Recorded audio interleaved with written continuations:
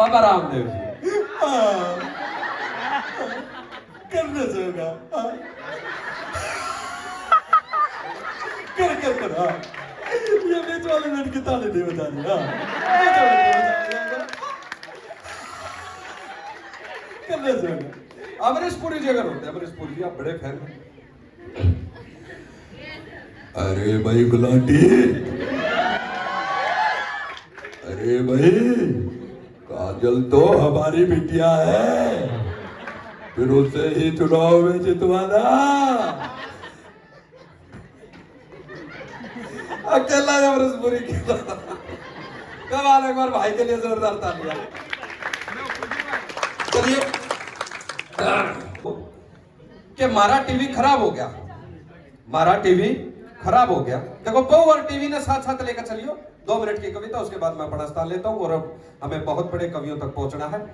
बहु कि मारा टीवी खराब हो गया, ऊपर नीचे साइड में मारे लगा 31 हो गया। मैं बोला बाबू यूं तो नया लाना पड़ेगा। बाबू बोलिया बेटे थोड़े दिन रुक जा, तेरा ब्याह करवाना पड़ेगा। बाबू बोलिया बेटे थोड़े दिन रुक जा, तेरा ब्याह करवाना पड़ेगा। बहु में सारे डाल की फिल्म आवेगी, जी टीवी लाइव के सोनी। बहु में सारे डाल की फिल्म आवेगी, जी टीवी लाइव के सोनी सारे चैनल दिखावेगी। रोज घर का कोई ना कोई मुद्दा बीच बिगन के हो जाएगा और सांझ वाली रोटियां बता रहा अपना ही प्राइम टाइम हो जाएगा। रोज कोई ना कोई मुद्दा बीच बिगन के हो जाएगा और सांझ वाली रोटियां पे थारा अपना ही प्राइम टाइम हो जाएगा।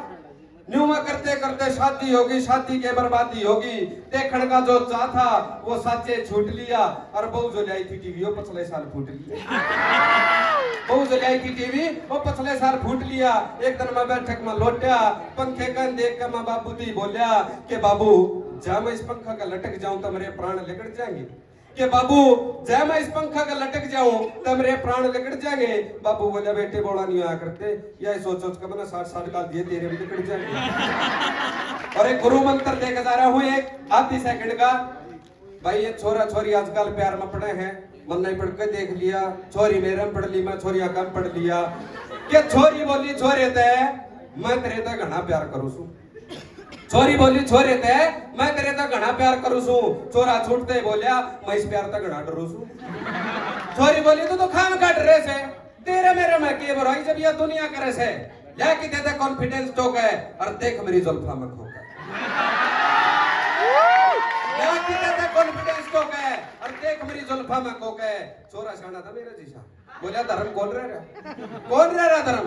मान ले मैं तेरी जुल्फा में खो भी जाऊं और यह सारी दुनिया टोले फिर भी ना पाऊं, पर तेरा के भरोसा से कच्ची बाजा और जाकर ब्यूटी पार्लर में जुल्फाई कटिंग करा जा।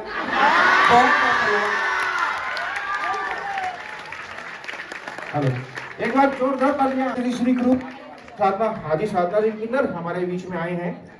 आप लोगों को मैं इनके बारे में बता दूं, ये भी समाज सेविका है और हेलो हेलो मैं भी आदमी पकड़ लूं इसको रखिए। मेरे स्वागत में जो जोरदार ताली आप लोगों ने बजाई उसके लिए शुक्रिया। भैया आवाज बिल्कुल वैसे रखना। आवाज चली गई क्या हो गया? बेस कम हो गया। बेबी को बेस पसंद है। Hello hello hello hello hello विधायक जी नमस्कार, आपका बहुत बहुत स्वागत है। साधना जी आपका भी, प्रिंसिपल साहब आपका भी। हेलो हेलो हेलो हेलो आई आवाज पहले जैसी हो गई? पक्का हो गई? ठीक है, माइक ठीक रखना भैया। मैं भी मिमिक्री करूंगा, पता लगे मोदी जी की निकालूं देवगौड़ा के निकल जाए तेरे से। बहुत बहुत शुक्रिया। सबसे पहले तो हरियाणा कला परिषद को इस शानदार कार्यक्रम की हार्दिक शुभकामनाएं। प्रिंसिपल साहब मौजूद हैं, सब मौजूद हैं और काफी देर पहले हम लोग आ गए थे। सर आजकल बहुत टेंशन का माहौल चल रहा है। ये बहुत बड़े बड़े कवि यूसुफ जी, महेंद्र जी, दूसरे महेंद्र जी, ये बहुत बड़े कवि हैं। मैं सबसे छोटा कवि हूँ इस मंच का, एकमात्र कुंवारा भी हूँ। तू भी कुंवारा है? नहीं इसकी तो हो नहीं रही ना, कोई कुंवारा नहीं जाएगा।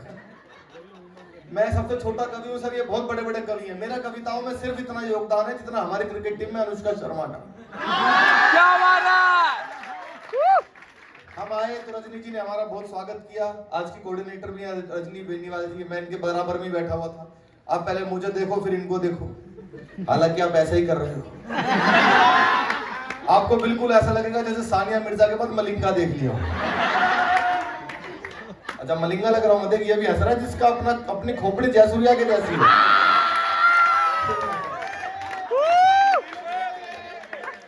मुझे मलिंगा सुन के हंस रहा देखो सर। बहुत टेंशन है गुप्ता जी, पूरी दुनिया में टेंशन, आतंकवाद की टेंशन, महंगाई की टेंशन, बेरोजगारी की टेंशन, आतंकवाद की, कोरोना की टेंशन। सबसे ज्यादा तो कोरोना की टेंशन हम कलाकारों के साथ हुई, क्योंकि ऐसे लाइव शोज होने बंद हो गए भाई। इंस्टा सर ऑनलाइन चल रहे थे, zoom live, Facebook live, Instagram live, YouTube live, ऊपर कोट और नीचे निक्कर पहन के 2 साल प्रोग्राम करे हम। और सुनने वाले भी ऐसे, तो कोई पोछा लगाते लगाते सुन रहा है, कोई झाड़ू लगाते लगाते सुन रहा है। अब ये 1.5-2 साल से प्रोग्राम होने लगे हैं। सबसे ज्यादा टेंशन थी कोरोना में। सबसे ज्यादा कोरोना में मुझे दिक्कत हुई, क्योंकि अंग्रेजी बहुत आ गई, इंग्लिश बहुत आ गई।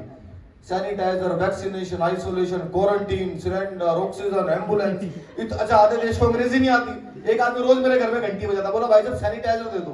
मैंने कहा मैं कहां से लाऊं? अगले दिन फिर घंटी बजाई, बोला भाई साहब सैनिटाइजर मिलेगा? मैंने कहा मैं कहां से लाऊं? अगले दिन फिर घंटी बजाई, बोला भाई साहब सैनिटाइजर लेके जाऊंगा। मैंने कहा मैं कहां से लाऊं? बोला आपके घर के बाहर लिखा हुआ है सैनी।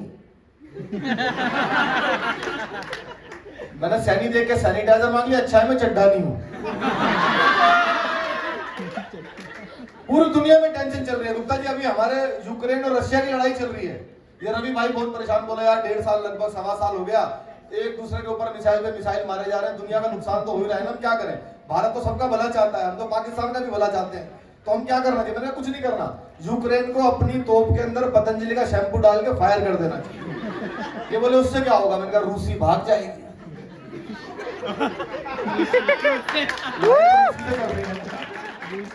ये सारी टेंशन है। मैं आप सबको बताऊं, मैं दिल्ली से आया हूं और आप सबको पता है दिल्ली अपने आप में मस्त प्रदेश है, दिल्ली दिल वालों की है। और भाई साहब पूरी दुनिया में कितनी भी टेंशन हो जाए, हमारा दिल्ली वालों को कुछ नहीं बिगाड़ सकती। हमारा बिगाड़ सकती है कुछ? हमारा क्या बिगाड़ेगा? हमने तो टेंशन को मुख्यमंत्री बना रखा है। विधायक जी हंसने की बात नहीं है, वो टेंशन हरियाणा से ही गई है। हमारे केजरीवाल जी का 8 साल से एक ही काम है, सुबह सुबह उठो, नहा धोके शीशे के सामने जाकर डेली एक डायलॉग, एक बार दिल्ली पुलिस मुझे दे दो, ठीक कर दूंगा इसको। एक बार दिल्ली पुलिस मुझे दे दो, मैं इसको ठीक करके दिखा दूंगा। एक बार दिल्ली पुलिस। मैंने कहा सर दिल्ली पुलिस भी यही कह रही है। एक बार दे दो बस। अब देखो बीमारियां खत्म होती है, कोरोना देश से खत्म हो रहा है, लगभग हो ही गया है। कल तो WHO ने भी घोषणा कर दी कि दुनिया से कोरोना खत्म। हमारे वैज्ञानिकों ने वैक्सीन बनाई, स्वास्थ्य कर्मियों ने मेहनत की, तब जाके कोरोना भाग रहा है। हमारे केजरीवाल जी ने पूरी दिल्ली से डेंगू खत्म कर दिया भाई साहब। पता कैसे खत्म किया? पूरी दिल्ली में बड़े बड़े होर्डिंग लगवाए, उसमें लिखवाया डेंगू का मच्छर साफ पानी में भी पनप सकता है, नीचे उनका फोटो। डेंगू दोबारा आने की हिम्मत नहीं कर रहा। ये क्या है सर? सबसे ज्यादा टेंशन विधायक की हमारे देश में नेताओं ने दी हुई है, किसी भी पार्टी की। मतलब राजनीति ने सबसे ज्यादा टेंशन दी हुई है। राजनीति वहां भी पहुंच जाती है जहां राजनीति का कोई काम नहीं है। ये इसी का नाम पॉलिटिक्स है। मुझे तो याद है एक बार गांव में 4-5 नेता किसी गांव में दौरा कर रहे थे, पता नहीं कौन सी पार्टी के थे। सबकी गाड़ियां आपस में टकरा गई, सारे चल बसे। गांव का प्रधान निकल के आया, जो हिंदू नेता था उसका अंतिम संस्कार किया, मुस्लिम नेता को दफन किया। सुबह पुलिस आई, गांव के प्रधान को बुलाया, बोला तूने सारे नेताओं को निपटा दिया, कुछ जिंदा तो नहीं था? गांव का प्रधान बोला जी एक तो बोल भी रहा था वो जिंदा हूं। हमने सोची झूठ बोल रहा हूं। तो मैं देश के लगभग 50-60 नेताओं की मिमिक्री करता हूं, देश के बड़े बड़े नेताओं की। यदि आपकी आज्ञा हो, इजाजत हो तो मैं सबको आपके आर्य कॉलेज में बुलाना चाहता हूं। मुझे इसीलिए बुलाया जाता, कविता हुई तो मेरी कोई सुनता नहीं। बहुत बढ़िया कविताएं लिखी है, लेकिन जहां भी जाते हैं लोग मुझे बुलाते हैं, इसलिए इसी में 1 घंटा खत्म हो जाता है, फिर लोग कहते हैं भाई बैठ जाओ। तो मैं देश के बड़े बड़े नेताओं को, क्योंकि पहली बार मैं आ रहा है कॉलेज पानीपत में, आपको लगे कि देश के वे सब नेता आ गए हैं, कुछ एक आध हरियाणा वाले नेताओं की भी करूंगा। बहुत मजा आएगा आपको। कहां से शुरू करें रवि भाई? लालू यादव। कहां बैठा है बिहारी में?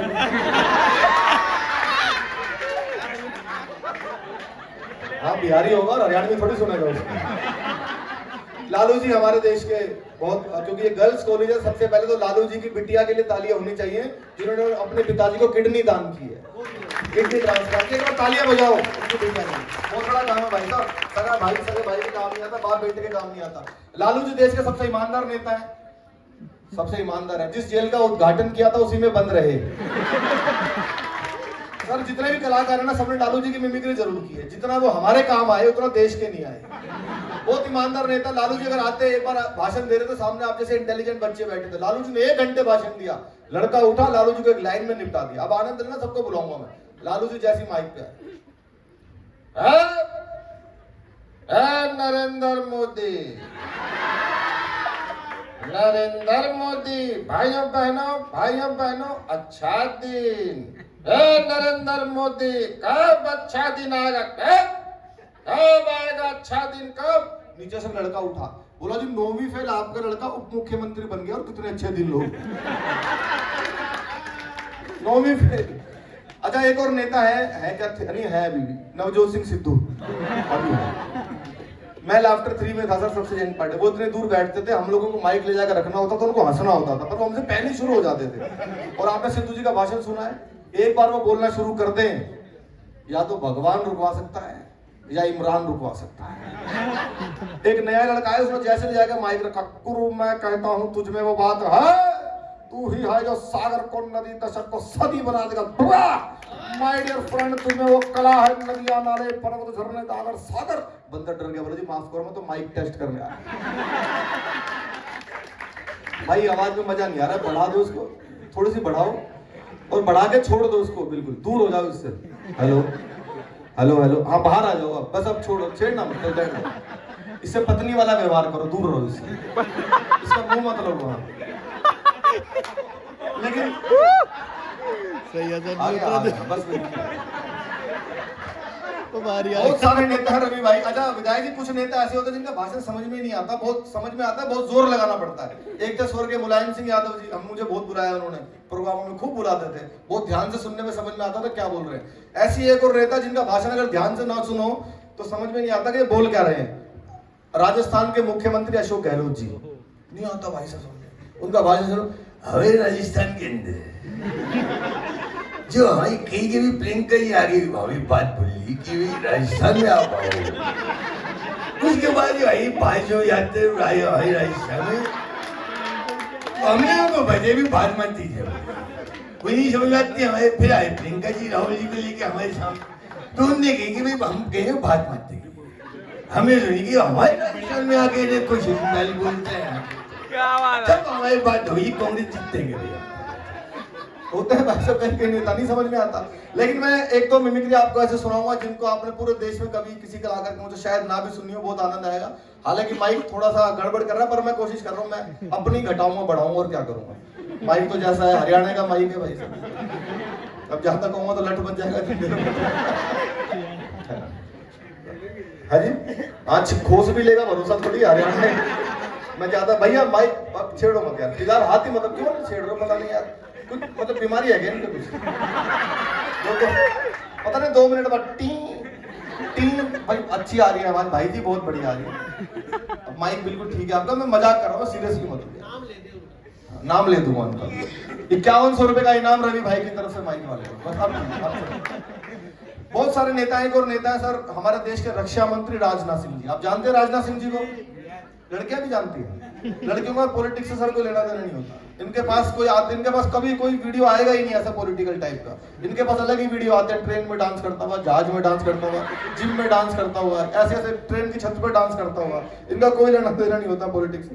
लेकिन सब जानते हैं राजनाथ सिंह जी देश के बहुत बड़े नेता है, हमारे रक्षा मंत्री है। आपको लगे कि आपके आर्य पीजीआई कॉलेज में आ गए तो फिर तालियां बजाना।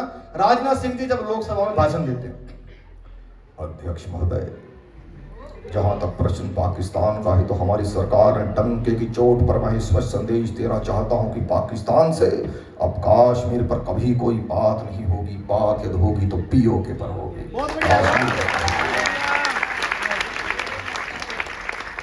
धन्यवाद। बहुत सारे नेताओं के बारे में मिमिक्री के, एक मिमिक्री आपको ऐसे सुनाता हूं जो आपने नहीं सुनोगे, कोई कर भी नहीं रहा है। हमारे देश के गृह मंत्री माननीय श्री अमित शाह जी, सुनिए आपने अमित शाह जी की मिमिक्री किसी से, मिमिक्री सुनिए आपकी किसी से? भाई साहब कोई नहीं कर रहा, अच्छा कर भी रहा होगा तो कर नहीं पा रहा होगा। अमित मेरे बहुत पसंदीदा नेता है वो। मेरा एक शो आता है आज तक का चैनल है गुड न्यूज टुडे, आप सब जानते हैं, उस पर हर शनिवार इतवार को मेरा शो आता है, कहने भी तो यारों। उसमें मैं हर हफ्ते करता हूँ, श्वेता सिंह जी ने वो बनाया है और वो हर हफ्ते करवाती है। आपको लगे आप हरियाणा में रैलियां हुई, अमित शाह जी ने जोरदार रैलियां की, पहले उनका रैलियों वाला भाषण देखना भाई साहब, जब वो रैलियों में भाषण देते हैं, उसके बाद अगर वो यहाँ आते तो आपको कैसे संबोधित करते विधायक जी? पहले रैलियों वाला भाषण, फिर यहाँ कैसे बोलते, रैलियों में कैसे बोलते। देखिए ये राहुल बाबा कहते हैं इनको विकास दिखाई नहीं देता है, राहुल बाबा, आपको कभी विकास दिखाई नहीं देगा क्योंकि आपकी आंखों पर तो इटालियन चश्मा चढ़ा हुआ है।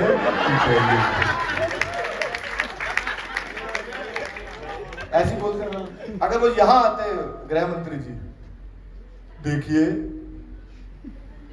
ये पानीपत का आर्या पीजीआई कॉलेज है।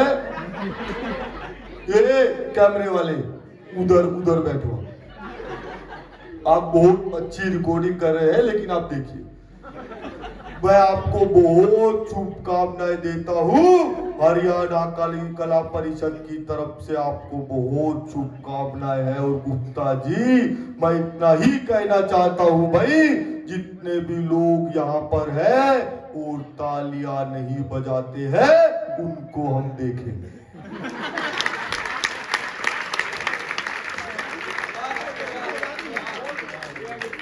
ठीक आ रही है भाई? मैं मैनेज कर रहा हूँ, माइक जो है ना थोड़ी थोड़ी देर में मेरा गला जाने वाला है। बहुत सारे नहीं, लेकिन सर एक आवाज है जो पूरी दुनिया में गूंज रही है, हमारे प्रधानमंत्री मोदी जी की आवाज। उनका भाषण सब लोग सुनते हैं, जो पसंद करता है वो तो सुनता ही है, जो नहीं करता वो 2 बार सुनता है। मैं 12 देशों में गया हूँ मोदी जी के पीएम बनने के बाद की बात बता रहा हूँ आपको रवि भाई। सब लोग, पाकिस्तानी लोग भी आते हैं। हम जब दुबई, ओमान, चाइना कहीं प्रोग्राम होता है, पाकिस्तान के लोग भी सुनने, जो उनको सुनना भी चाहिए, क्योंकि अनाउंसमेंट होगी तो उन्हीं के लिए होगी, हमारे लिए क्या होगी। तो मोदी जी मेरे बहुत पसंदीदा नेता हैं, पूरे देश के लोकप्रिय नेता हैं। वे अगर आते तो आपसे कैसे बात शुरू करते, मैं कोशिश कर रहा हूँ, सुनिएगा। भाइयों बहनों, मेरे देश में और देश के उन्नत प्रदेश हरियाणा में, हरियाणा के ऐतिहासिक शहर पानीपत में और पानीपत के आर्या कॉलेज में यह शानदार कार्यक्रम चल रहा है, तो मैं मेरी और 135 करोड़ भारतीयों की तरफ से आपको शुभकामनाएं देता हूं। शानदार कार्यक्रम चल रहा है। दीपक सैनी प्रस्तुति दे रहे हैं। दीपक सैनी को बुलाना चाहिए कि नहीं बुलाना चाहिए? बुलाना चाहिए कि नहीं बुलाना चाहिए? दीपक सैनी को बुलाना चाहिए, हर कार्यक्रम में बुलाना चाहिए, और इतना मोटा लिफाफा भी देना चाहिए। ज्यादा मोटा हो गया वैसे। ये कला परिषद देगी आपकी लोड ले, तो टेंशन में आगे बोले तो देना ही पड़ेगा। बहुत सारे मिमिक्री है, 2-2.5 घंटे बीत जाएंगे, लेकिन मैं बहुत जल्दी कर रहा हूँ। अच्छा सर, जब कोई यज्ञ होता है, कोई अनुष्ठान होता है, तो कहते हैं जब तक उसमें पूर्ण आहुति ना डले तो वो यज्ञ संपन्न नहीं माना जाता। नेताओं की मिमिक्री करो और उनकी मिमिक्री ना करो तो वो यज्ञ पूरा नहीं होगा। ऐसे एक नेता है, बहुत बड़े नेता, देश के हमारे बड़े भाई, परम आदरणीय श्री राहुल गांधी जी। भाई साहब हंसना नहीं है आपको, ऐसे कॉमेडी में मेरे सीनियर हैं वो। देश के बहुत बड़े नेता है, भारत जोड़ो यात्रा इन्होंने इतनी बड़ी निकाली। आपको लगे कि राहुल जी आपके बीच में आ गए हैं, अगर वो आते और कवि सम्मेलन कैसे होता है, क्यों होता है, वो समझाते और आप समझ जाते तो मुझे बता। राहुल जी जैसे बोलते हैं विधायक जी, देखिए भैया, ये जो कविता है, पोइट्री, ये कैसे होती है, ये गोदी मीडिया आपको नहीं बताएगा, मैं बताता हूं। How is it possible? ये जो शायरी है, कवि सम्मेलन है, कल एक बच्चा आता है और मुझसे कहता है, Rahul ji what is poetry? मैंने भी उससे पूछा, पर मेरा जवाब नहीं मिल रहा भैया। इस देश में मेरा जवाब नहीं मिल रहा है। वो आज बच्चा आगे बढ़ता है, कहता है राहुल जी गलत हो रहा है। मैंने कहा यू आर राइट, मेरा जवाब अब भी नहीं मिला भैया। आखिर मैं चाहता हूं ये पोइट्री होती कैसे है। मैं रात को सोचता हूं तो मुझे ख्याल आता है, ये जो कला परिषद है, ये जो हरियाणा की कला परिषद है, ये लोग कार्यक्रम कराते हैं, हम आते हैं, तब होता है भैया सिंपल, खत्म, टाटा, बाय बाय, अब आएगा भैया। मैंने की थी सर 2021 में, जब उनका आंदोलन चल रहा था, बहुत वायरल हुई पूरी दुनिया में, बहुत लोगों ने देखा। टिकैत साहब ने खुद उसको ट्वीट किया, और तो कौन करेगा। मैं खट्टर साहब के लिए बोल रहे हैं, मैं कोशिश करता हूँ। बहुत सारे नेता अभी और भी हैं। एक और बात बिल्कुल ताजा सुनाऊंगा, जो आपने नहीं सुनी होगी, लोगों ने सोचा भी नहीं, और मां सरस्वती ने मुझसे करवा ली। पहले खट्टर साहब, यूसुफ जी की भी करो। खट्टर साहब की कोशिश कर रहा हूँ। रवि भाई ने कहा था, वो कैसे बोलते हैं आपके हरियाणा के सीएम, और आप मैंने उनके लिए गाने भी लिखे थे 4 जब वो इलेक्शन जीते थे। ये किसी को पता नहीं है, मैं आज आपको बता रहा हूँ कि हरियाणा सरकार का ही कार्यक्रम है। खट्टर साहब कैसे बोलते हैं, देखो ये जो कला परिषद का कार्यक्रम पानीपत में अपना चल रहा है, पीजी इसमें कॉलेज में,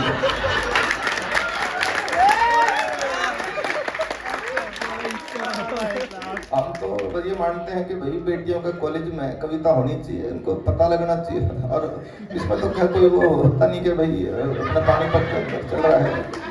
मैं आपको शुभकामना देता हूँ और मैं इसको रवि को कहता हूँ कि भाई आगे भी ऐसे कार्यक्रम जो है ना कि रेगुलर चलने चाहिए और हमारा पूरा उसमें योगदान रहेगा। डिप्टी सीएम साहब की भी कर दूंगा, कोशिश करूंगा। अब जब हुई है तो दुष्यंत चौटाला जी हमारे डिप्टी सीएम हरियाणा के, वो अगर आज पानीपत के अंदर इतना जबरदस्त ये कार्यक्रम बिठा दिया इन लोगों ने, हमें तो लगता है कि ऐसे कार्यक्रमों की देश को बहुत जरूरत है। हरियाणा की सरकार में जहां भी मेरी कहीं जरूरत पड़ेगी हम तो ऐसे कार्यक्रमों को पास करेंगे और आपकी बेटियों के लिए हम तो ऐसे कार्यक्रम निरंतर कराएंगे। एक बार ताली बजा के छुट्टी करोगे। बहुत सारी मिमिक्री, बहुत सारे नेता हैं। राकेश टिकैत जी का जिक्र किया रवि भाई ने, उनका आंदोलन चला, आप सब जानते हैं उनको। हमारी टीम वर्ल्ड कप से बाहर होगी भाई साहब। अब सारा दिन आंदोलन चल रहा था राकेश टिकैत जी का। हमारी टीम पहले पाकिस्तान से हारी, फिर न्यूजीलैंड से हारी, वर्ल्ड कप से बाहर। और मेरे सपने में वो नेता आता है जो बहुत पॉपुलर हो जाता है। राकेश टिकैत जी 1 साल से लगातार टीवी पे चल रहे थे। आज मेरा भी शो आता है टीवी में, मैं भी हर हफ्ते जाता था, कई बार मिलते भी थे। तो मेरे दिमाग में आई, मैंने कहा जब सारा दिन टीवी में तो इन्हीं से पूछो भाई हमारी टीम वर्ल्ड कप से बाहर क्यों हो गई। आपको लगे टिकैत साहब बिल्कुल यही बोलते तो आनंद लेना पूरा, बहुत मजा आएगा आपको भाई सुनना। मैंने कहा टिकैत साहब हमारी टीम वर्ल्ड कप से बाहर होगी, क्या करोगे। आंदोलन होगा। आंदोलन होगा पूरा, आपकी बार आंदोलन करेंगे। मैंने कहा जी कहां करोगे। ये होगा आईसीसी के गेट पे होगा। आईसीसी, हाँ, ये जो इंटरनेशनल कांग्रेस कमेटी जो क्रिकेट करवाती है, वहां होगा आंदोलन। और मांग करेंगे, मांग जी क्या मांग करोगे। मांग करेंगे कि दोनों मैच जो हारे हैं दोबारा करवाओ। ये मैच दोबारा होंगे, रन रेट का कानून बढ़ेगा। इस टीम का रन रेट बढ़ गया, उस टीम का घट गया। कौन बढ़ाता है रन का रेट, ये कौन लेता है रन का रेट, रन रेट का कानून बढ़ेगा। एक और समस्या है क्रिकेट में, अंपायर उंगली उठा के आउट देता है, बैट्समैन इशारा करता है, अंपायर किसी से बात करके नोट आउट कर देता है।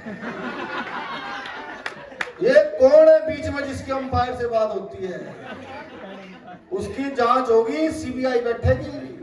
हाँ, कौन बात करता है अंपायर से। आंदोलन होगा, पिच पे बैठेंगे और विकेट की बजाय गन्ने गड़ेंगे हमारे यहाँ।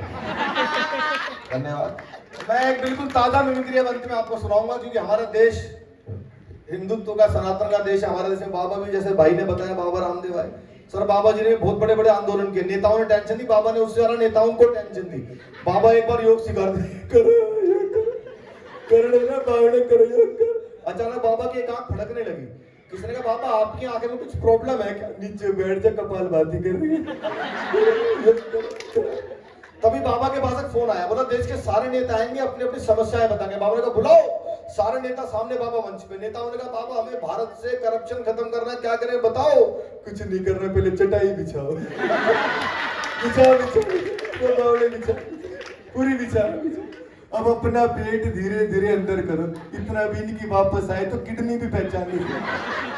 तो फिर बाबा खड़ा, नेता खड़ा बोले बाबा पेट अंदर बाहर करने से करप्शन कैसे खत्म होगा। करता जा, पेट तो कम होगा। बाबा ने एक दिन अचानक उठे, कपालभाति प्राणायाम खूब करवाए, बाहर निकल के देखो करप्शन खत्म हो गया। एक नेता ने कहा बाबा कैसे हो गया। तुम सारे यहाँ बंद हो, फैलाएगा कौन। तो ये नेताओं का है, बाबाओं का है। लेकिन एक बिल्कुल ताजी मिमिक्री आपको सुनाऊंगा जो आपने पूरे देश में किसी से नहीं सुनी। माँ सरस्वती की बहुत कृपा है कि जो भी कोई पॉपुलर हो जाता है उसकी मिमिक्री में कर देता हूँ। ऐसे एक बाबा इन दिनों बहुत वायरल हो गए हमारे देश के अंदर, बाबा बागेश्वर वाले पंडित धीरेन्द्र शास्त्री जी। क्योंकि हम सनातनी है तो हमारा तो सपोर्ट उनको है ही, लेकिन मिमिक्री तो होगी। मिमिक्री करवाने वाला भी तो भगवान ही है। तो भाई साहब मैंने देखा कि बाबा अपना एक बार कथा कर रहे थे, पर वो तो पर्चे बना के रख देते हैं पहले ही, आपको पता हो, पहले से एडवांस में लिख देते हैं क्या करा है बेटा तूने और क्या करेगा। अब वहां फंस गए केजरीवाल जी, और बाबा ने केजरीवाल का पर्चा बनाया पूरा। बनाओ केजरीवाल का पर्ची। बहुत आनंद आएगा, बिल्कुल ताजा आइटम सुना रहा हूँ, इससे ताजा आइटम आपको पूरे देश में नहीं मिलेगा, बिल्कुल ताजा है, भाप निकलता हुआ। बाबा जी ने अपनी कथा शुरू की। जय श्री राम। इस पंडाल के अंदर हमको एक आदमी दिखाई दे रहा है जो नीली और ढीली शर्ट पहन करके बैठा हुआ है, वो आ जाए, उनकी अर्जी स्वीकार की जाए। अब सामने से आ गए। बाबा जी नमस्कार, मैं दिल्ली का सीएम। क्या सवाल मन में लेकर के आए हो? बाबा ने पर्चा बना रखा तुम्हारा पहले। बाबा जी मैं दिल्ली का सीएम हूँ, एलजी मेरी बात नहीं मानता, मोदी मुझे 26 जनवरी पे परेड भी नहीं करने देता, मैं देश का पीएम बनना चाहता हूँ। बाबा ने पर्चा बना रखा, बताओ कौन सा पर्चा खोले। बाबा जी को, अब बाबा जी ने पर्चा खोला, उनको एक एक पॉइंट बताए। देखो बाबा ने पहले ही लिख रखा, अपने बच्चों की झूठी कसम खाएंगे, गुरु को लात मार के मुख्यमंत्री बनेंगे, नंबर 1, एक विशेष समुदाय का वोट लेने के लिए चमचागिरी करेंगे, हिंदू पुजारियों को मंदिर में सैलरी नहीं देंगे, तुम्हारी ठटरी मार दे बाबा। बाबा जी मैं पीएम बनना चाहता हूँ, सबसे पहले दिल्ली विधानसभा के अंदर हिंदू राष्ट्र की मांग करो और एक मंत्र लिख के दे रहे हैं, उसका जाप करो दिन में 3 बार। बाबा जी क्या मंत्र है? हर हर मोदी, घर घर मोदी। बहुत बहुत शुक्रिया, आपने मन से सुना, सुनाने का बहुत कुछ है, फिर कभी आएंगे। मैं लेकिन 2 छंद आपको, क्योंकि कविता के लिए आपने बुलाया, तो 4-4 पंक्तियां 2 सुनाता हूं सर। दोनों बहुत महत्वपूर्ण विषय पर सुनाता हूं। हंसी मजाक व्यंग अपनी जगह है, लेकिन क्योंकि जो कवि कर सकता है, जो कलाकार कर सकता है, वो बड़ी बड़ी हुकूमतें नहीं कर सकती, बड़े बड़े चैनल सर नहीं कर सकते। आज दिल्ली के अंदर जो मंदिरों के सामने शराब के ठेके खुले, तो मैंने सबसे पहला वीडियो मैंने बनाया था मफलर बांध के केजरीवाल जी के खिलाफ व्यंग करते हुए। उसी का परिणाम है, आपकी पार्टी तो बहुत बाद में आई सर, सबसे पहली अलग मैंने जगाई थी, घर घर में वो वीडियो पहुंचे, लगातार मैंने वीडियोस बनाए और इतना असर होता है किसी भी कलाकार के कहने का। तो ऐसे 2 महत्वपूर्ण विषय पर मैं आपको 4-4 पंक्ति सुनाता हूँ। सबसे पहला महत्वपूर्ण विषय कश्मीर का, कल क्योंकि जिक्र भी कर दिया, पाकिस्तान का वो बिलावल भुट्टो आया हुआ है, अपने भारत में आया हुआ है, वो कश्मीर की बात की उसने, हमारे देश ने जवाब भी दे दिया उसको। अच्छा सर, उसको पता नहीं हमारे यहाँ भुट्टो के साथ क्या किया जाता है। पहले तो उसको आंच पे सेका जाता है, पंखा कर करके, फिर नींबू लगा लगा के रगड़ा जाता है, उसको पता नहीं है, फिर दाने दाने करके खा जाते हैं हमारे यहाँ। और वो भुट्टो कह रहा है मैं इंच कश्मीर ले लूंगा, जैसे पता नहीं इंची टेप लेके आया अपने साथ। तो हमारे देश से धारा 370 हटी, मोदी जी ने हटाई, कोई और भी हटाता तो उनकी भी तारीफ करते। हम तो जो दिखता है वो लिखते हैं। आपको लगे कि पूरा इतिहास कश्मीर का मात्र 4 पंक्तियों में मैं दे रहा हूं। जितने युवा साथी मेरे दोस्त बैठे हैं, मेरी बहनें बैठी हैं, क्योंकि आपने मूवी देखी था कश्मीर फाइल्स, पूरी मूवी में आप कश्मीर का इतिहास नहीं बता सकते, पूरी कविता में, पूरी किताब तक में नहीं बताया जा सकता जितना कुछ वहां हुआ है। लेकिन मैं कवि हूं, मैंने मात्र 4 पंक्तियों में बताने की कोशिश की, धारा कैसे हटी और कैसे लगी। आखिरी पंक्ति में आपको लगे कि ठीक कहा है तो तालियां मुझे आप सबकी चाहिए। देश तो आजाद हुआ और जिंदाबाद हुआ, जलता रहा तिरंगा कश्मीरी लैंड में, भारत हो मुर्दाबाद और पाक जिंदाबाद, यही धुन बजती घाटी के हर बैंड में, जन विश्वास जगा, भावी इतिहास जगा और देश सौंप दिया मोदी जी के हैंड में। 70 बरस से कलंक थी जो धारा वह, मोदी ने उखाड़ फेंकी 70 सेकेंड में। 70 सेकेंड में। और अंतिम 4 पंक्तियां मैं बहुत जरूरी, क्योंकि मैं विद्यार्थियों के बीच में खड़ा हूं, मैं भी एक कवि हूं। सर हमारे देश में प्रॉब्लम क्या है, सबसे बड़ी समस्या क्या है? हमने सबसे ज्यादा नुकसान अगर पिछले 70 सालों में किया है मेरी नजर में, तो वो अपनी भाषा का किया है। हम सारे अंग्रेज हो गए, बिना मतलब अंग्रेजी, जहां जरूरत है वहां भी अंग्रेजी। और सबसे ज्यादा नुकसान किसने किया है? अब बॉलीवुड के बड़े बड़े अरबों खरबों रुपए कमाने वाले लोग, अभिषेक बच्चन से आप पूछो हिंदी में, हिंदी चैनल वाले हिंदी में सवाल पूछते हैं, उसको ये नहीं पता मेरे पिताजी हिंदी फिल्मों के महानायक हैं, मेरे दादाजी हिंदी कविता के महाकवि थे, वो अंग्रेजी में जवाब देता है। तब मात्र 4 पंक्तियां सुना के अपनी जिम्मेदारी की अपनी बहनों के सामने, भाइयों के सामने रखता हूं। अंग्रेजी में बजाते गाल पीटते हैं थाल, आपको लगे सच कहने की हिम्मत भी है तो फिर आपका आशीर्वाद मुझे अंतिम विदाई देगा। अंग्रेजी में बजाते गाल पीटते हैं थाल, हर बात अंग्रेजी में ही जमा रहे हैं, धन्यवाद और याचना भी अंग्रेजी में ही, क्षमा तक अंग्रेजी में ही थमा रहे हैं, हाय बाय होती अंग्रेजी में ही सारा दिन, बचपन अंग्रेजी में ही समा रहे हैं, और हिंदी से किया है विश्वासघात उन्होंने ही, रोजी रोटी यहाँ हिंदी से जो कमा रहे हैं। बहुत बहुत शुक्रिया, धन्यवाद, जय हिंद, जय भारत। प्रणाम करता हूँ मंच पर अपने सभी कवि मित्रों को प्रणाम करता हूँ। आदरणीय गुप्ता जी को बहुत बहुत बधाई देता हूँ, इतना अच्छा आयोजन यहाँ पर रजनी जी, रवि भाई, बड़े मन से आप लोग सुन रहे हैं। बहुत कम लोग रह गए हैं, बहुत कम बच्चे रह गए हैं, लेकिन उसके बाद भी अच्छा सुन रहे हैं। हमारी पूरी कोशिश रहेगी कि किसी तरह से ये हॉल खाली हो जाए। उसके मैं अंतिम कड़ी से पहला का कवि हूँ। एक बार मेरे स्वागत में दोबारा जोरदार तालियां बजाएं।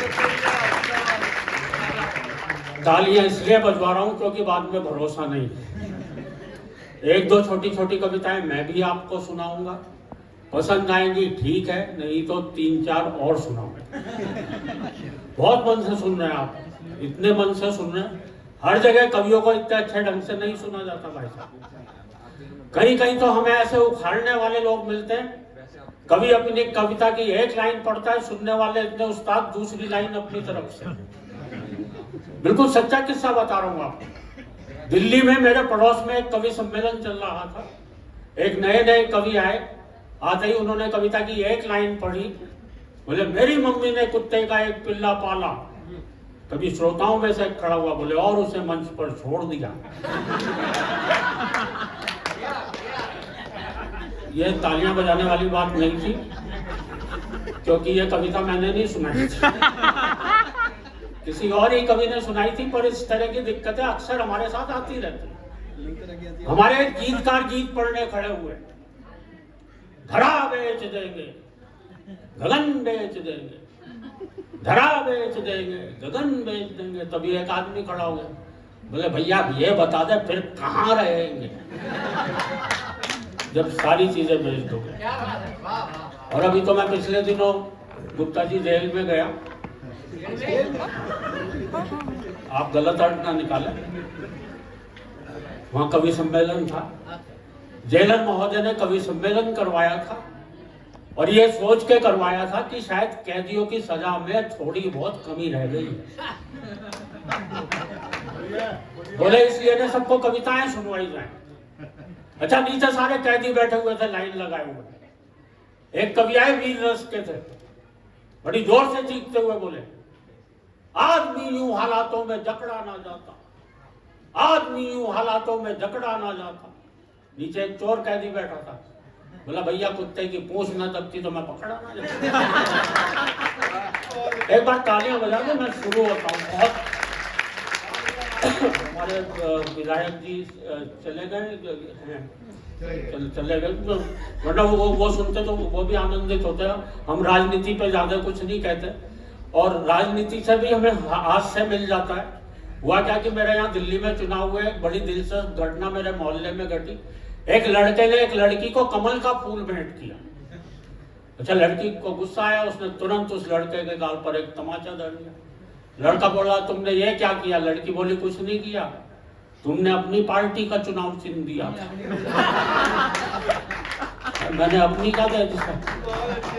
वो तो अच्छा हुआ लड़की आपकी नहीं थी, वरना सीधे झाड़ू से ही हो जाता है। अच्छा, उन्होंने इतना बढ़िया सारगर्भित भाषण दिया, ज्यादा कुछ नहीं बोले, वरना नेता लोग आते भाषण देते। अच्छा, कोई कोई नेता भाषण देते देते भाई साहब इतना परफेक्ट हो जाता है, उससे किसी भी विषय पे भाषण दिलवा लो, चाहे उसे उस विषय का ज्ञान हो या ना हो। मैं आपको एक नेताजी का 1 मिनट का मजेदार भाषण सुनाना चाहता हूँ।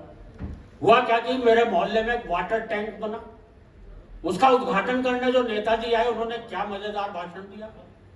बोले भाइयों और बहनों, ये जो आप वाटर टैंक देख रहे हैं इसमें वाटर भरा जाए। टैंक तो हमारी फौज में भी होते हैं पर उसमें वाटर नहीं भरा जाता। वाटर यानी पानी।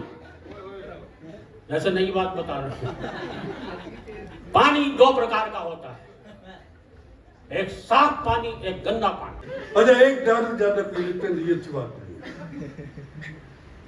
रोज दारू पिए घर जाया करता, रोज सबने एक साथी था उसका, दोनों साथी पिया करते, दोनों पी के जाया करता घर में। तो उस दोस्त ने पूछ लिया, बोला तू रोज घर में जावे दारू पी के, तेरी घर वाले कुछ नहीं कहती? न्यू बोला भाई कब है, अके कब है, अगर न्यू कहे तेरे दोस्त के कीड़े पड़ेंगे। एक बार आनंद की टर्न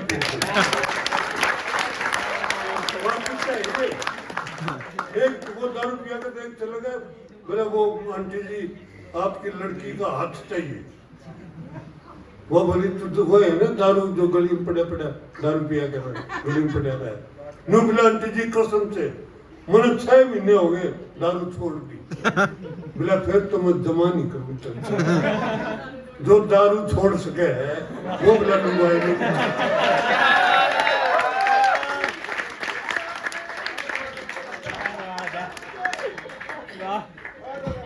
तो ये आनंद है जी, छोड़ सको है ना। अच्छा उसके बाद है एक हम जानते काम निकलवाना, कैसे काम निकलवाया जाता है। हमारे यहाँ दिल्ली में सारे ज्यादातर पुलिस में हरियाणा के हैं सिपाही। तो एक सिपाही को जी बात भरने जाना था, वो SHO के पास छुट्टी लेने चला गया। SHO से कहा जी छुट्टी चाहिए बात भरना है। वो SHO ने मजाक कर दिया उसके साथ, बोले नहीं वहाँ कलकत्ता में मुलजिम ले जाना है। बोला जी मैंने बात भरना है। बोला नहीं मुलजिम ले जाना है। बोला ठीक से जी मैं तो मुलजिम ले जाऊंगा, बात तू बनेगी। अब इस पर भी समझौता नहीं हुआ। फिर वो SHO ने यूं मजाक कर दिया। बोला अच्छा मैं तेरे से सवाल पूछता हूँ, अगर तू सवाल का जवाब ठीक दे देगा तो तेरे को छुट्टी मिलेगी और नहीं देगा तो छुट्टी नहीं मिलेगी। बोला जी पूछ लो। तो उसने जो एक इंटरनेशनल सवाल पूछा जो आपको भी पता है, सबको पता है। उसने पूछा बता कटप्पा ने बाहुबली को क्यों मारा। ये सवाल पूछ लिया कि बता कटप्पा ने बाहुबली को क्यों मारा। वो बोला जी बाहुबली ने कटप्पा को छुट्टी नहीं दी।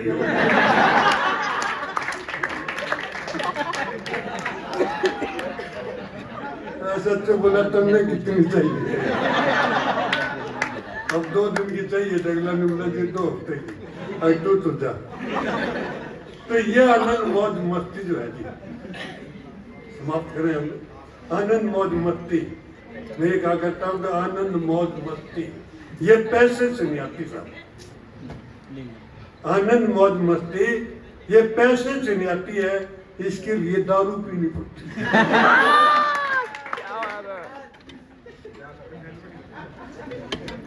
किसी भी दुखी आदमी को ठेस मत पहुंचाओ, किसी भी दुखी आदमी को ठेस मत पहुंचाओ, उस साड़े को ठेके में पहुंचाओ। अब ये जब मैंने कहा तो ने कहा कि मेरे से पूछ लिया अपने यूसुफ जी दारू पीने से किसी समस्या का हल होता है। मैं कहा भाई दूध पीने से कौन सी समस्या का हल होता है। और आपकी 1 मिनट की एक बार जोरदार ताली पेश और छोटी सी कि मानो तो मौज है वरना समस्या तो रोज है। रोज समस्या है जी। मैं बता दूंगा आपको, एक बता दूंगा। एक बच्चा दाखिल करवाया, पहले दिन स्कूल में गया, अब गर्मियों में स्कूल खुले। वापिस जब आया तो मानू बैठे जो MA की डिग्री लेके आऊंगा पहले दिन। आते ही पूछ लिया बेटा आज स्कूल में क्या हुआ। अब बच्चा बड़ा परेशान था, पहले दिन गया था, बस्ता फेंक के मारे, हरियाणा का था। न्यू बोला आज कुछ नहीं होया, काल फिर जाना पड़ेगा। क्या बात है। तो जी मानो तो मौज है वरना समस्या तो रोज है। रोज जाना पड़ेगा, रोज समस्या।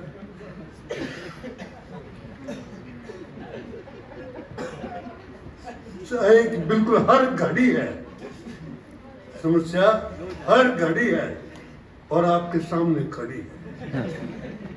वो जो मैंने बताता ना घूमते हुए जा रहे थे, वो एक पति पत्नी घूमते हुए जाते, समस्या खड़ी थी। एक लड़का खड़ा था, बच्चा थोड़ा अपना आप हरियाणा का, वो जब पति पत्नी जा रहे थे तो उन्होंने बोला अंकल जी, वो पति बोला हाँ बेटा, बोला काल वाली मस्ती।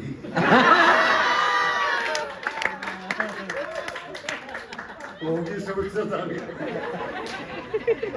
बतेरा समझावा हुआ, बोला बच्चा है ये झूठ बोल रहा है, वो बोला ना, बोला बच्चे झूठ नहीं बोलते।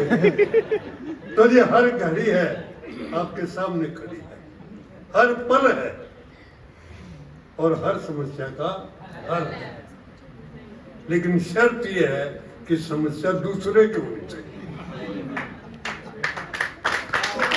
अपनी समस्या का कोई हल नहीं।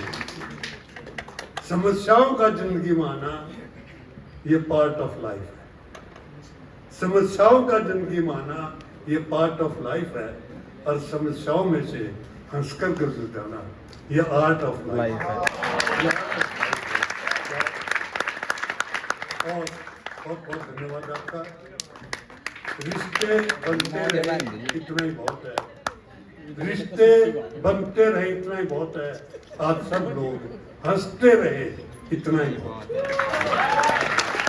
तो हर कोई हर पल साथ नहीं रह सकता, याद एक दूसरे को करते रहे इतना ही बहुत है, इतना ही बहुत है। एक बार दीपक भाई के घर में चोर बढ़ गए, तो जैसे वो भीतर बढ़े ही एकदम मुंह तो पुलिस का सायरन बजा दिया, चोर एकदम भाग गए, बोला ये तो थाना है यार। दूसरे दिन वो चोर फिर आए तो इनके घर में बनने लग गए, जब ये कदे कुत्ते की बोली, कदे बिल्ली की बोली, कदे जो है शेर की बोली बोलने लग गए। चोर ने बोले यार कल थोड़ा थाना था, चिड़ियाघर खोल दे। तो ये बड़े गजब के हैं, जोरदार तालियां बजाए भाई साहब ने, आधा देश ने मिटा दिया और मेरे ख्याल में आधा हॉल खाली भी कर दिया।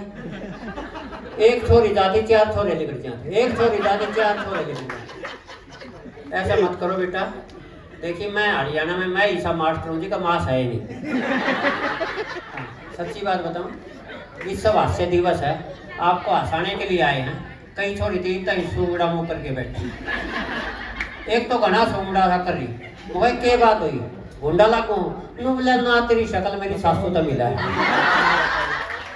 तो ये गजब की है, ये किसी को भी निपटा सकती है। एक बार चंडीगढ़ कवि सम्मेलन में गया, एक सरदार जी मिल गए, पूछने लगे मुंडा तू क्या करता है? मैंने कहा जी मैं अध्यापक हूँ। बोला अध्यापक तो तू नहीं लगता। मैं क्या लगता हूँ? नु बोला तू आध पका लगता है। और सच्ची बात बताऊं, एक बार तो चमनप्राश की कंपनी वाले मेरे पास आए, कहने लगे मास्टर जी चमनप्राश की ऐड कर दो, हमारा चमनप्राश खूब बिकेगा। मैंने कहा भैया मुझे करना क्या है? बोले आपको कुछ नहीं करना, हम आपका फोटो खींचेंगे और हर एक चमनप्राश के डिब्बे पे चेप देंगे और नीचे लिख देंगे चमनप्राश लिखा है तो इसे हो जाओ। कंपनी खूब चली, कंपनी का खूब चमनप्राश बिका। कंपनी ने 5 डिब्बे चमनप्राश मेरे को दिए, मैंने वो चमनप्राश दूध से लिया, पर मुझे कोई असर नहीं। जब मैंने कंपनी को ये बात बताई तो कंपनी ने 50,000 रुपए दी। वो ये किस बात के? बोला मुंह बंद रखना, किसी को भी ये मत बताना तूने हमारी कंपनी का चमनप्राश खाया, ना तो हमारा तो नाश जाओगा। देखिए एक बार तो सच्ची बात बताऊं, मैंने देखनी आ गई थी और देखनी मैंने देख के माथे पे हाथ मार के वापस चल पड़ा। मेरा बापू बोला जी लड़का देख लिया। बोले हमने तो देख लिया, किसी डॉक्टर को दिखा लेना। तो ऐसे देखिए रजनी बेनीवाल जी एक बार देखिए कोऑर्डिनेटर एक बार खड़े हुई, मैं आपके लिए तालियां बजवाना चाहता। एक बार रजनी जी शोभित अरे मिल गई आता है, मैंने राम राम हुई। मैं बोला रजनी जी आप इतनी सुंदर कैसे हैं? बोली भगवान ने मेरे को खुद अपने हाथों से बनाया था और मुझे हमारे लिए के बिहारी मजदूर बुला रखे। लेकिन ये गजब की बात है। बहन जी साधना जी आए, आपको भी प्रणाम करता हूँ। आपका इस्तकबाल बुलंद रहे, घर में आनंद रहे और आप इसी तरह समाज की सेवा करें। आदरणीय सर भी आए हैं, राम निवास जी और भी जो यहाँ मुख्य अतिथि आए हैं, सभी का सभी के लिए एक बार जोरदार तालियां बजा दे। मेरे लिए तालियां बजाने की कोई जरूरत नहीं है, क्योंकि तुम ध्यान से देखोगे तो आपको ऐसा लगेगा कि हम इसकी ताली क्यों बजाएं, इसकी तो भगवान ने बजा रखा। ये सच्ची बात सर, मैं सच्ची घटना बताता हूँ। एक बार दिल्ली में CCRT है। अच्छा रवि भाई तो यहाँ बैठ जाए। ये रवि भाई है, मनत ऐसा लगे जैसे रवीना है। हाँ नहीं अच्छे हैं ये, बहुत अच्छे।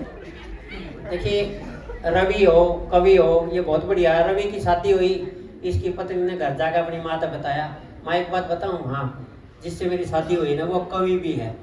क्योंकि मानो बोली बेटी एक आध कमी तो सब हो गया, तो ये कोई बड़ी बात नहीं है। लेकिन सर मैं आपको सच्ची घटनाएं बताता हूँ। 2-3 रामनिवासी बैठे हैं। दिल्ली में CCRT एक बार सारे देश से हर एक प्रदेश के 4-4 मास्टर बुलाए थे। तो हरियाणा के 4 मास्टर में DO साहब ने मेरे को भेज दिया, अभी वो चुटकुले कविता का आगे नहीं भेज दो। तो वहाँ जब गेट टुगेदरिंग होती है, आपस में मुलाकात करवाते हैं, तो एक अरविंद पटेल गुजरात से आए हुए थे। तो उनसे मेरी मुलाकात हुई। उन्होंने बोला कहाँ से आया है? मैं बोला मैं हरियाणा से आया हूँ। बोले यार तू हरियाणा से आया है? मैं कहा हाँ। बोला मेरे मन में तो बहम था, हरियाणा का आदमी तो बहुत हट्टा कट्टा चौड़ा सा मुच्छड़ सा लठ लिए पाओगा, ऐसी मेरे मन में बहम था। मैं बोला मैं हरियाणा में तेरा बहम तोड़न खतर पैदा हुआ, तेरा बहम नहीं होना चाहिए। 1 महीना ट्रेनिंग करे पट्टे ने बात में। और रामनिवास जी सच्ची घटना बताता हूँ, मेरी पहली पोस्टिंग खातीवास में हुई थी 94 में। हिंदी मास्टर लग गया था, तो काफी साल हो गए, फिर बदली होते होते दूसरे स्कूलों में चले गए।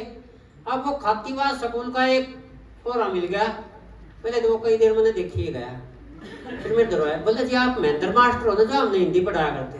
वो कहा हाँ मैं वही हूँ। बोले आप इमताई जी वही हो? सर कोई तो नहीं पूछेगा रिटायर हो गए कि ना हो गए, अगला सीधा डायरेक्ट ऐसा प्रश्न कर, क्योंकि सच्ची बात है भाई साहब आपके समझ में, आप ऐसे कभी मास्टरों के साथ मत करें। अच्छा आजकल के मास्टर तो कुछ नहीं, बेचारे बाल का तो डरे रहे। और हमारे टाइम में तो मास्टर ने कान पकड़वा के और भाई साहब लेके डंडा भाई ऐसा सूट उतारा करते, मास्टर ने चाहे कमाती हो पढ़ाई पर बालक ने घड़ी आ जाए। सच्ची बात बताऊं रामनिवास जी, आपको तो ये सौभाग्य प्राप्त नहीं हुए हो। अच्छा होया? हाँ देखिए बिल्कुल, ये भी पढ़े लिखे है मेरी तरह। हाँ देखिए गजब की बात, हरियाणा की शेरो शायरी और भी गजब किया। देखो सबसे पहले तो मैंने अपनी शादी पे ही शेरो शायरी शुरू की थी। मैं घोड़ी पे होके सवार, हाथ में लेके हार, पहुंचा दुल्हन के द्वार। उधर से दुल्हन आई, मुझे देख के मुस्कुराई।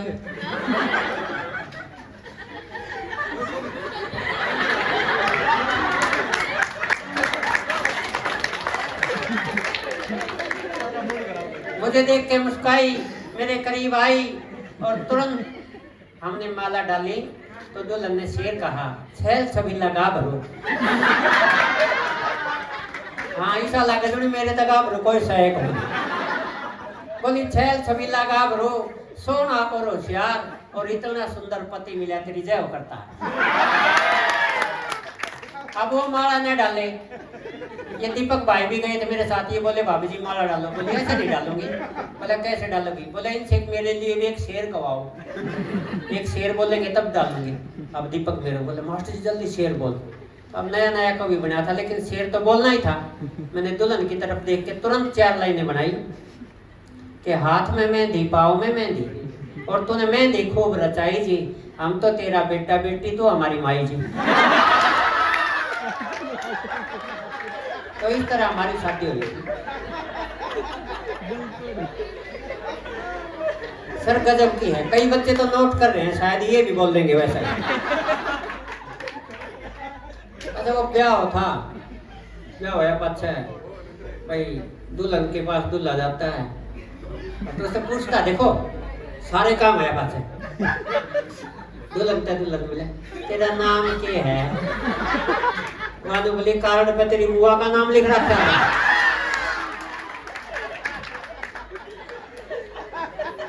तो मेरे मामा ने यहाँ तो गजब है साहब, किसी ने छेड़ के देख क्या कर रहा?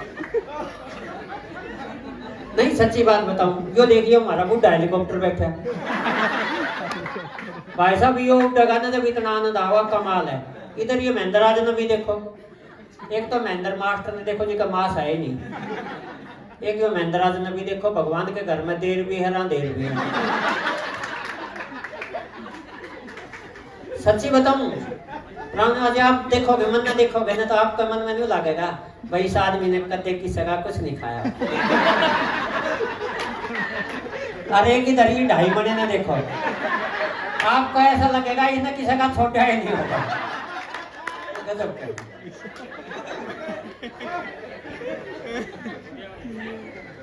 अच्छा ये यूसुफ भारद्वाज जी एक दिन ये डाई लिया है बाल काले करने खातर तो इनका पोता सफेदी बोल रहा है कटोरी जो बाल काले करे और वो सफेद करे तो मैंने बोला पोते तू क्या करे? बोला दादा तू क्या करे? बोला मैं बाल काले करके जवान होना चाहूँ। पोता ने बोला मैं बाल धोले करके बूढ़ा होना चाहूँ। तो बोला तू बूढ़ा क्यों होना चाहे? तो बोला दादा जब तू जवान हो जाएगा तो घर में कोई बड़ा बूढ़ा भी तो होना चाहिए। तो ऐसे गजब के इनके दोनों पोता पोती हैं, जोरदार तालियां बजाएं इनके और जोर से बजा ले के मेरा अगले साल ना बजा पाओ। प्लेट देके 10-15 गोलगप्पे खवा दिए। गोलगप्पे खाने के बाद में बोली थैंक यू भैया। भाई साहब दिन पास उस गली में रेडी नहीं लगाया। बोले किसी को भी ठग सकती हैं। मेरे को देखने के बाद मैं सच्ची बात बताता हूँ रजनी जी आप एक जगह बैठ जाओ ठीक है। आजकल कुर्सी का बड़ा चक्कर है, कुर्सी खुश गई तो फिर मिलेगी नहीं। आइए मैं भी एक छोटी सी 1-2 कविताएं आपको सुना देता हूँ। शाम को प्रोग्राम रोहतक में भी है और वहाँ भी हमें पहुँचना है। तो मैं सच्ची बात तो मैं आपको बताना चाहता था। एक बार मेरी बदली होगी दूसरे स्कूल में तो मैं दूसरे स्कूल में गया था। तो मास्टर जब दूसरे स्कूल में जा थोड़ा डरता जाए तो छोटे बालकों ने रोड़ा मचा दिया देखो रा नया मास्टर आया नया मास्टर आया नया मास्टर आया। तो बाद में वाले बालकों ने छोटे बालक धमकाए ने बोला नालायक हो ये तो मैंने मास्टर दिखा है ध्यान से देखो साइंस रूम का सामान आया है।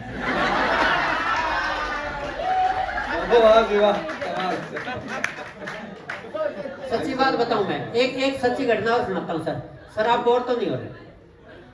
देखो हो रहे होता हूँ आपका कुछ बिगाड़ देंगे लेकिन आपको देखो झेलना पड़ेगा क्योंकि आप मुख्य अतिथि हैं और बहन जी भी है और बाकी सब बैठे हैं।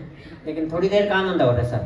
ये दो निमट गए और 2 निमटाने हैं। मैं तो भगवान ने निमटा रखा मेरा क्या निमटा लेकिन आनंद है। देखिए हरियाणा गजब का है। वो एक बस में शायर बैठा और वो शेर व शायरी कर रहा उसके दौरे हमारे एक ताऊ बैठा। अब उस शायर ने शायरी शुरू करी ये जमीन बेच दूं आसमान बेच दूं तेरे प्यार में सारा जान बेच दूं। यूं कहते ताऊ ने उसका गला पकड़ लिया बोला यह जमीन आसमान तेरे बाप की है? आगे ये सारे जान तेरे बाप का है प्यार खुद करे यार सबकी जमीन बेच ला बोला जी हमारे तो शेर ऐसे ही बनते हैं।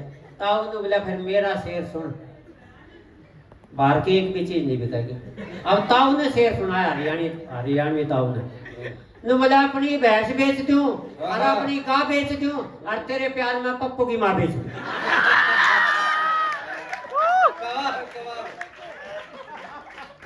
कोई बाहर की चीज बिकी भाई? आइए एक कविता सुना के मैं अपना स्थान लेता हूँ क्योंकि स्वागत है सर। दादा तक पहुँचना है। भाई ये माइक वाला ठीक है ना भाई? बस एक बार खड़ा हो देखो सारे काम लाग रहे हो आराम से बैठा ये बैठ जाए। हाँ यो भी कम से कम घर न जाके तो आज एक कवि ने मैं भी तंग करे लेकिन बहुत बढ़िया मुन्नी को बेस पसंद है। मुन्नी को क्या है गजब का। आइए सर एक कविता सुना देता हूँ। कविता का शीर्षक है प्रेम पत्र बनाम एप्लीकेशन। स्वागत है। कि एक 9वीं क्लास के छोरे ने 10वीं की छोरी तो प्रेम पत्र पकड़ा था। एक 9वीं क्लास के छोरे ने 10वीं की छोरी तो प्रेम पत्र पकड़ा दिया और छोरी ने छोरा उड़े खड़ा खड़ा थपड़ा दिया। फिर वो प्रेम पत्र और वो छोरा जाके पीटीआई मास्टर को पकड़ा दिया। अब तो पीटीआई मास्टर को बड़ा गुस्सा आया लड़के को जोर से धमकाया पर जब प्रेम पत्र खोल के पढ़ा तो मन मन मुस्काया। नो बोला ये छोरी देख तने खाम खाई छोरे की घंटी ले रखी है इस बेचारे ने तेरे तो फीस माफी की एप्लीकेशन दे रहा। यह सुनते छोरा घबराया उसका एकदम पसीना आया। नो बोला जीव तो और भी चला पाटेगा ये मैंने हेडमास्टर काटेगा। तो ऐसा लगे से मेरा काल आ लिया जब फीस माफी की एप्लीकेशन या छोरी ले रही है तो प्रेम पत्र हेडमास्टर रह जा लिया। हेडमास्टर ने भी जो मनाई कर दी वो छोरे की घड़ी कुटाई कर दी। बोला नालायक तने खसना था किसी और गल्ला खस लेता। स्कूल में घने मास्टर बहन जी से तू हेड मास्टर ने तो बख्श देता। यह सुन के छोरा आकर के खड़ा हो गया, हेड मास्टर की बैत पकड़ के खड़ा हो गया। हेड मास्टर बोला ये पकड़ा है, मेरी बैत ने पकड़ा है। छोरा हाथ जोड़ के नहीं बोला जी मैं इस कारण आपकी बैत का चिपट रहा सू, प्रेम पत्र पर तो मैंने दुनिया ही पिटती देखी, आज मैं एप्लीकेशन पे पिट रहा हूँ, मैं तो एप्लीकेशन पे पिट रहा हूँ। कमाल कमाल। धन्यवाद गुप्ता जी, आप पता नहीं कहाँ चले गए थे, मैंने तो आपके इंतजार में आधा घंटा कवि सम्मेलन में बंद रखा। देखिए गुप्ता जी, प्राचार्य महोदय एक बार जोरदार तालियां बजाएं।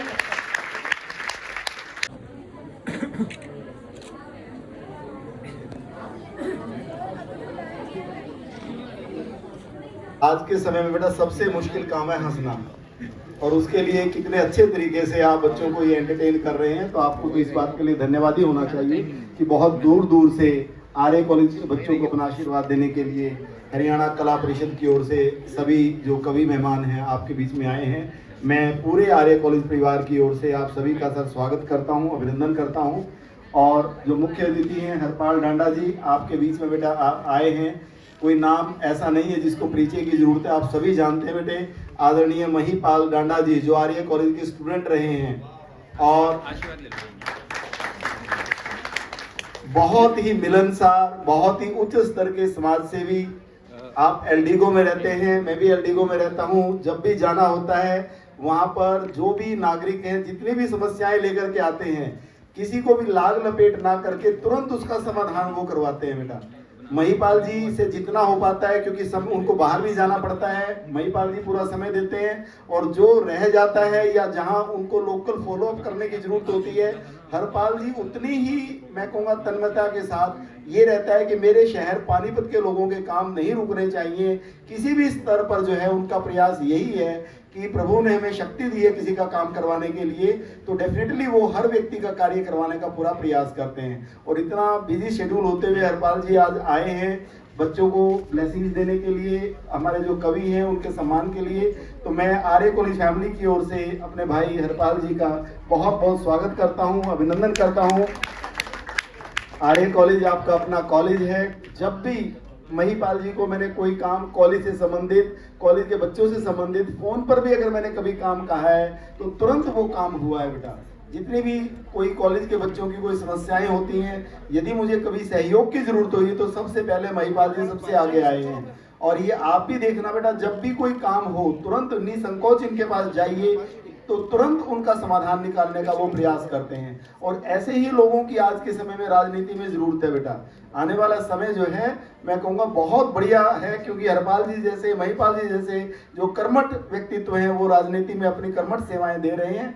तो मैं आर्य कॉलेज परिवार की ओर से बहुत बहुत शुभकामनाएं देता हूं, आपका स्वागत करता हूं, अभिनंदन करता हूं। और जो भी आज के आयोजक रोहतक मंडल के जो हरियाणा कला परिषद के बेटी रजनी जी बैठी हैं और जितने भी हमारे जो साथी ऑर्गेनाइजर्स हैं, उन सब का बहुत बहुत धन्यवाद करता हूं कि आर्य कॉलेज में आपने आज ये प्रोग्राम रखा है।